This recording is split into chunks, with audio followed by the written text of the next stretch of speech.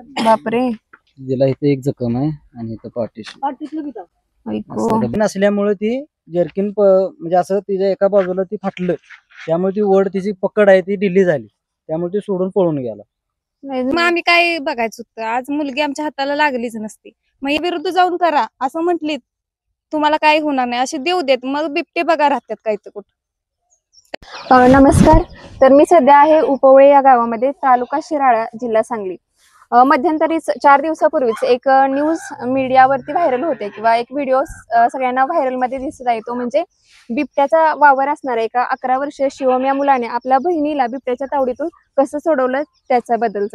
तर त्याच ठिकाणी आपण त्या मुलाशी पण आपण संवाद साधणार आहोत, त्यांच्या कुटुंबियाशी, त्यांच्या गावकऱ्यांशी. आणि हीच ती जागा आहे ज्या ठिकाणी संध्याकाळच्या वेळेस त्यांच्याकडून मिळालेल्या माहितीनुसार संध्याकाळच्या वेळेसच बिबट्या या ठिकाणी आलेला होता. आणि बहिणीला त्यानं पकडल्यानंतर शिवम या भावाने अचानक, म्हणजे एक लहान वय, 11 वर्षाचं वय म्हणजे किती लहान वय, आणि त्या वयामध्ये त्यानं धाडस करून आपल्या बहिणीचा पाय खेचला आणि तिला खरं तर मृत्यूच्या जबड्यातून किंवा बिबट्याच्या तावडीतून सोडवलं. आणि ही खरं एक धाडसच म्हणावं लागेल, कारण एखाद्या लहान मुलाच्या मनामध्ये ही धाडसी प्रवृत्ती येणं म्हणजे काय म्हणू शकतो. पण दुसरी एक गोष्ट चिंताजनक अशी आहे की बिबट्याचा वावर असताना पण वन विभाग आणि प्रशासन याकडे दुर्लक्ष का करतोय, याचा पण प्रत्येकाने विचार करायला पाहिजे याच्या माध्यमातून. कारण जर अशा प्रकारचा हल्ला लहान मुलांच्या वरती किंवा मानवी वस्ती असणाऱ्या ठिकाणी बिबट्याचा वावर वाढला, तर या लोकांनी राहायचं कसं किंवा कशा पद्धतीनं ते या वातावरणामध्ये राहत असेल, याचा पण विचार प्रशासन करणं आज गरज बनलेली आहे. तर त्याच अनुषंगाने आपण त्यांच्या कुटुंबियांशी आणि त्या मुलाशी या संदर्भात आपण बोलणार आहोत. बघूया आपल्याला या माध्यमातून काय माहिती मिळते ते. चला. तर मित्रांनो, हाच आहे तो शिवम. शिवम, कितवीला आहे तू? 5वीला आहे. 5वीला. आणि नक्की काय घडलेलं त्या दिवशी, म्हणजे कशा पद्धतीने? म्हणजे आम्ही खायला घरात जेवलो आम्ही, आणि असं वर इथं झोपा येत असताना म्हणजे अचानक आमचा हातात हात होता. ते घर आहे आणि इकडे तुम्ही झोपायला येत संध्याकाळच्या, आणि त्या हातातच होता, म्हणजे एकदम उडी मारल्यावर ती तर पडली. मग ती म्हणली का, म्हणजे कळालंच नाही, तिला कळालं नाही ना. मग मी डायरेक्ट पाय ओढला. होता का मम्मी वगैरे? मम्मी होती की, मम्मी तशी होती तिथं, ती काय येत होता तुम्ही तिथून? हा. आणि मी तिचा हात धरलेला आहे इथं, आणि ते आलं ते डायरेक्ट ती माझ्या अंगावर उडी मारण्याचा प्रयत्न केला, पण मी बाजूला पडल्यामुळं तिच्या अंगावर गेलं. लाईट होती इथं का नव्हती? लाईट होती की, तिथं लाईट होती, फक्त एवढाच गॅप आहे, एवढ्या याच्यात अंधार होता. तिथं अंधारच होता. ती झाड असल्यामुळं अंधार होता. आणि वेळ किती होती त्यावेळी? 8:30 आणि अचानक त्याने झडप घातली. हो. आणि मग काय? मग ती पाय ओढला मी, असं एकदम पाय ओढला, मग आमच्या ती पायात आली, मम्मीने उचलून घेतली, परत तिथं आला. तिथनं मागे बघितलं, आम्ही ओरडत होतो ना, त्यामुळे त्याच्या दंग्यानंतर ती परत गेली. खरंच आज म्हणजे धाडसच म्हणायला पाहिजे तुझं, एवढं कमी वय असताना पण बहिणीला, म्हणजे काय म्हणतात की भाऊ बहिणीचा पाठीराखा असतो, तसं तू काम केलंयस. खूप धाडसी म्हणजे स्वभाव, म्हणजे तुझं धाडस.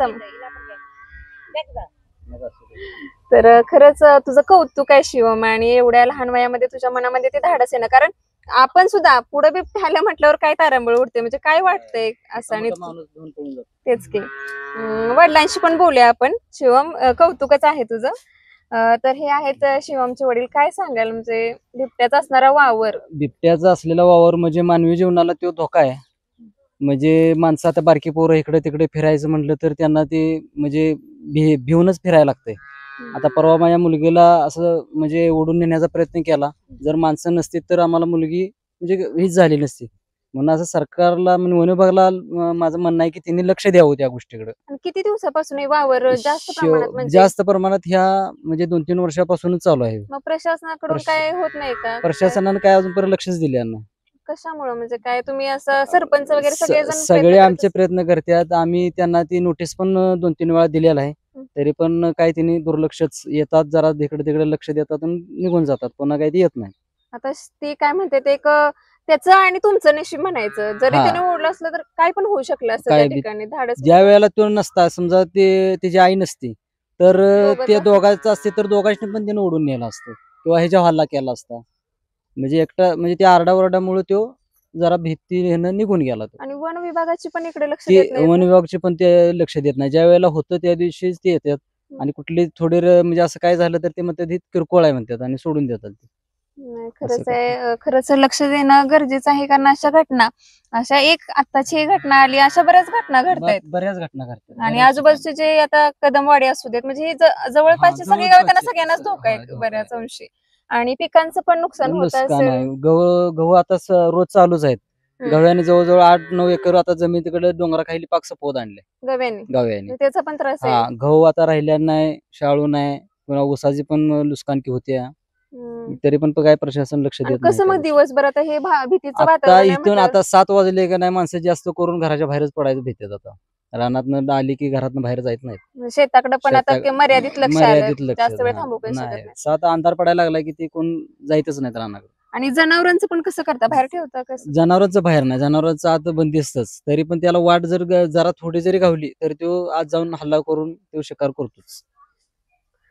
खरंच ह्या घटना बऱ्याच प्रमाणात घडताना दिसतात, आणि अशासारख्या लहान मुलांच्या म्हणजे मानवी जीवनाला धोका असणारी अशी गोष्ट घडत आहे. आणि त्याच्यामुळं दादा सांगतायत तसं वन विभाग आणि सरकार प्रशासनानं पण याकडे लक्ष दिलं पाहिजे. कारण जर माणसाच्या जीवाचाच प्रश्न इथे येत असेल, तर माणसानं अशा गावामध्ये राहायचं कसं, आणि उपजीविका चालवायचं तर बाहेर पडलं पाहिजे. आणि जर असं भीतीचं सावट असेल तर माणसं बाहेर तर कशी पडणार? त्यामुळे त्यांचा उपजीविकेचा पण प्रश्न निर्माण होतोय, आर्थिक प्रश्न पण. कुठं काय म्हणजे कुठं धरलेलं पकडलेलं? हा, इथं अशीच बापरे, जिला इथे एक जखम आहे आणि इथं पाठीशी ऐकू असं बरं होत आलंय. अवघड आहे ते निभावलं म्हणून. जर्किन असल्यामुळं तिच्या असं अंगावर जर्किन असल्यामुळं ती जर्किन म्हणजे असं तिच्या एका बाजूला ती फाटलं, त्यामुळे ती ओढ तिची पकड आहे ती ढिली झाली, त्यामुळे ती सोडून पळून गेला. नशिबात जोरावर म्हणायचं तर. पकड ढिली जर तिची जाम पकड असती तर तो तिला उडून घेऊन गेला असता. असं झालं असतं. आणि असं म्हणजे अवघडच आहे की बघा की असं लहान मुलाने एकटं, म्हणजे आता आई जरी असली तरी तिथपर्यंत जाईपर्यंत काय कोण करणार अहो, अचानक? किती 1-2-3 सेकंदाची गोष्ट झाली ती त्या गोष्टीला. तेवढ्यात लगेच तुम्ही सगळे पळत आला असाल. आलो. तर तेवढ्यात तिने उडून नेलतं ना, तर ह्यानं धरलं म्हणजे पाय वडला, त्याने त्याच्यावर. धाडस दावलं म्हणून ती वाचली. नाहीतर ती एक पुढचं हातात आलेलं त्या पोराच्या. ऐगो त्याने पोराला पण पहिल्यांदा- त्याला म्हणजे पहिल्यांदा भासलं नाही ना काय आहे नेमकं, का नाही. पडले म्हणून त्याने ती शिपूट त्या अंधार होता धरल्यावर होतं, अंधारामुळे त्याला कळलं नाही. ह्याचा पण स्वभाव धाडशीच म्हणायचं, हा. पहिल्यापासूनच असं आहे का काय? ते पहिल्यापासूनच धाडशी आहे जरा. कारण चांगली माणसं म्हणजे मोठी माणसं त्या बिबट्याला बघितले तर पळून त्यांना जात्यात. बोलता सुद्धा येत नाही, अशी नाही, त्या होतेच तर बिबट्याची तसं. परिस्थिती आहे. तरी पण त्यानं एकदम धाडस धावून तिचा जो बहिणीचा जीव वाचवला, ते आमच्यासाठी फार मोठी गोष्ट आहे त्याची. आणि खरंच अशा बाबतीत त्याला पुरस्कार देणे इतपत त्यानं हे केले. कारण शासनाकडून काय अपेक्षा, म्हणजे हे धाडस तर यानं दाखवलं, आणि त्याच्यानंतर ही घटना घडल्यानंतर कोण भेट देऊन गेलं का? गेले म्हणजे सुतोभाऊ आलते, आमदार, नंतर आलते बरेच म्हणजे माणसं लोक येऊन काय गेले. त्यांची भावना किंवा प्रतिक्रिया बरोबर. होती? तेच की त्याला पुरस्कार मिळाला पाहिजे किंवा त्या कुटुंबाला काहीतरी मदत मिळाली पाहिजे, हम्म. अशी त्यांची म्हणजे तिने बोलले ते. आता ही घटना तुमच्यावर आली किंवा हे ह्या मुलानं वाचवलं बहिणीला आपल्या, झालं तर पण- बघा त्यासनी मदत मिळली तर. आणि खरंच आहे दादा, म्हणजे अशा घटना कुणावर पण होऊ शकते, त्याच्यामुळे याचा प्रतिबंध आधी रोख केला पाहिजे. रोख केला काहीतरी पाहिजे. हा. काहीतरी उपाय- त्याने उपाय काढला पाहिजे. बाबा ह्या गावाकडे येऊ नये किंवा त्या माणसाने येऊन बाबा अहो, काहीतरी त्यावर जिवंत असणाऱ्याला देवावी, मेल्यावर कोण करते. होय. म्हणजे काय खरं आहे गोष्टी की त्यांनी होय. हे केल्या पाहिजे प्रशासनानं. आता हे गावात आता इथनं आता तिथं गावात जायला किती टाइम लागणार आहे? एवढे आता किती लांब आहे असं अंतर? फार लांब पण नाही ना, गावच झालंय. गावाचाच भाग आहे, त्याच्यामुळं गावात पण असं आणि काही होऊ शकतं. हा, ही घटना तेच. झाली त्याच्यामुळं अवसच म्हणजे 7-8 वाजले का नाही की त्यांचा ते वावर चालूच होतो. आता 7 वाजले की त्यांचा वावर चालूच यायला घरामध्ये गावाकडे. बंद सगळे. हा, असं डोंगर जवळ आहे म्हणा किंवा हे पण आता आणि बिबट्या त्याची- पकडल्याचं पण थोडंफार व्हिडिओ येतात, मग ती नक्की काय ती होते काय? तिकडे बिबट्या इथं पकडतील आणि जाऊन पुन्हा गावाच्या बाहेर हद्दी शेजारी सोडतात ते, आणि तो इकडेच येणार होते. ते काय असे लांब नेऊन नसतं धावतात की आम्ही बिबट्या इथं पकडला, काही करत नाहीत ते. मग त्याच्यामुळे पुन्हा आणि आहे तसं त्या वावर त्याचा ज्या भागात तो जाणार तिथं जाणारच. आता त्या दिवशी हिला पकडली आणि नंतर 1-2 वाजता परत तो बिबट्या इथं आलता, पुन्हा आणि परत आलता त्याला शिकार हे करायसाठी. नाही खरंच दुसऱ्या दिवशी पण आला, म्हणजे असं सलग 3 दिवस तो येऊन इथनं म्हणजे येतच होता. शेजारच्या गावातून आणि ती पिल्ली काही ती बाहेर नेऊन सोडत नाहीत, काय नाही, तिथल्या तिथंच ते हे करतात. म्हणजे असं लय नुसतं दावत्यात माणसाशी, मी आम्ही हे केलं पण ते काही करत नाहीत. आणि ते खऱ्या अर्थानं केलं पाहिजे. आई इकडे येतात का तुम्ही? स्वप्नाली इकडे तुला इथं त्या वेळेला काय हे होतं ते सांग. त्या कॅमेऱ्यात. मला म्हणजे काय असं तुम्ही तिघच होता ना त्यावेळी हा. आले त्यावेळी? आम्ही तिघच होतो. काय आमच्या असं लक्षात असं काही नाही की येईल आणि तो हल्ला करेल, रोजच असं तुम्ही काही येत नाही. असणार, त्यामुळे दररोजच काय- आमचा रहदीचं इथं राहायलाच आहे, तिथं इथून वर एक घर आहे आणि काय असं काही संबंध नाही की आजच आलो आणि आजच असं झालं. रोजच असल्यामुळे आमचा काय रस्ता आहे. डोक्यात हा नाही, पण ते ना अचानकच असं आला आणि मुलगीला वडल्यामुळं आम्ही दोघांनी दंगा चालू केला ओरडायला. नाही, शेवटी मग- वाटतेच की हो. मग आमचा दंगा ऐकल्यानंतर मग ही सगळी पळत आली. पण त्यावेळी तोपर्यंत- जर मुलगी जर एकटी आली असती तर मग आम्ही काय बघायचं होतं. आज मुलगी आमच्या हाताला लागलीच नसती. मग याचं सगळ्यांनीच, वन विभागाने पण आणि सगळ्याच अधिकाऱ्यांनी जरा लक्षपूर्वक जरा दिलं पाहिजे. आज आमचं झालं, उद्या दुसऱ्या कुठल्या तर लोकांचं किंवा काय. आज हाताला लागली आमची मुलगी, पण दुसऱ्या एखाद्याचं जर नाहीच लागली तर ती काय भरून देणार? त्यांचे पैसे वगैरे काय आम्हाला त्याचा उपयोग आहे का? आमची आमची मुलगीच दिसणार नाही, मुलंच आमची नाहीत हाताला लागली तर काय आम्हाला करायचं आहे ह्या गोष्टी असं. आणि याच्यावर जरा निर्णय काढावा एवढंच म्हणतोय मी पण. आणि काहीतरी ह्याच्यावर हे केलं पाहिजे ठामपणे. बघा, एक आई सांगते आणि त्या सोबत असताना आपल्या मुलीला जर बिबट्या ओढून येत असेल आणि काय करू शकते? म्हणजे आज त्यांचं नशीब बलवत्तर. नाही हो, परत बोलाय सुचलं नाही ती बघितली. नाही, कसं म्हणजे कोणच नाही बोलताना असं हेच होणार नाही. आता डोळ्यासमोर जर असं गोष्ट घडत असली तर काय नाही. खरंच ताईने सांगितलं, दादाने सांगितलं आणि ही मुलं तुम्ही समोर बघताय.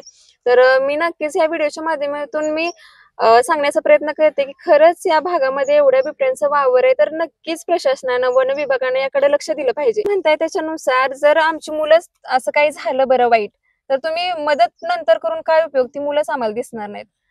बसू देत, पुन्हा त्या पैशांचा काय उपयोग होणार? त्यामुळे योग्य वेळी जर प्रशासनानं पावलं उचलली तरच ही म्हणजे ही वस्ती आहे ती वस्ती राहील, नाही तर मानव म्हणजे इथं दिसणार पण नाहीत काही दिवसांनी. नाही, त्यांचाच वावर काही दिवसात असं होणार आहे की आता ही पिल्ली सापडतात गावगावच्या ठिकाणी. आज इथं सापडली, आज उद्या तिथे सापडली, असं न्यूजला आपण बघतोय, मोबाईलवर होय, वगैरे बऱ्याचशा- बऱ्याच घटना दाखवतात.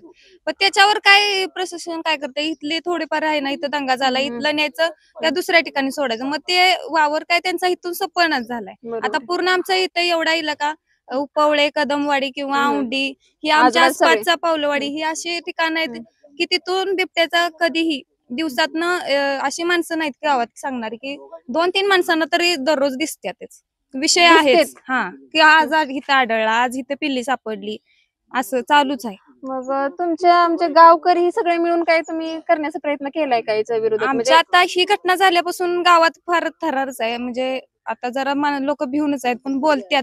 पण याच्यावर बोलून पण पुढल्या माणसांनी पण प्रतिसाद काहीतरी केला पाहिजे, आमचं ऐकलं पाहिजे ना. हे आम्ही भरपूर सांगण्याचा प्रयत्न करतोय, पण याच्यावर काहीतरी निर्णय त्यांनी पण घेतला पाहिजे. त्यांनी पण, सरकारनं पण जरा पाऊल उचललं पाहिजे ह्या गोष्टीकडे, का त्याच्यावर काहीतरी निर्णय काढला पाहिजे, का त्याचा बंदोबस्त करा. असं काहीतरी आम्हाला एक तर मग आमच्या हातात दिला तर मग आम्ही ही करू शकतोय.